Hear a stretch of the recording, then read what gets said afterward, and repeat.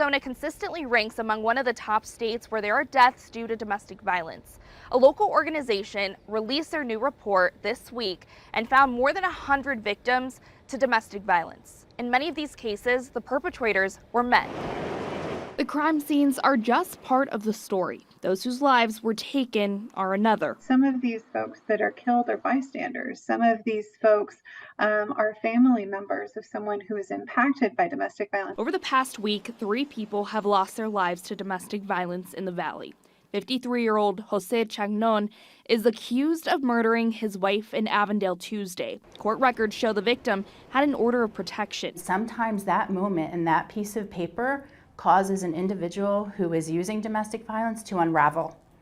And if I can't have you, no one else can. Arizona Coalition to End Sexual and Domestic Violence has a yearly report. For 2022, it found 23% of intimate partner homicides had known prior reports of abuse or orders of protection in place. We compile this report through a review of media and public sources.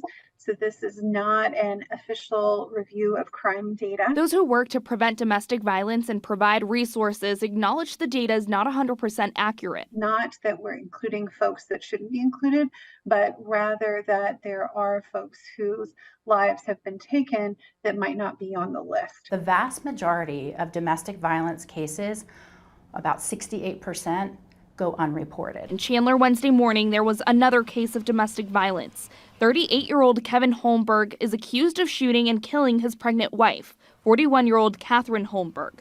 According to the state report, 76% of domestic violence deaths involve guns. We have access to firearms readily available, especially for individuals who should not be accessing those who are at risk for harming their partners or themselves. If you or someone you know finds themselves in a situation where there is domestic violence, we do have resources on our AZ Family app and website. Reporting in Peoria, Alexis Dominguez for Arizona's Family.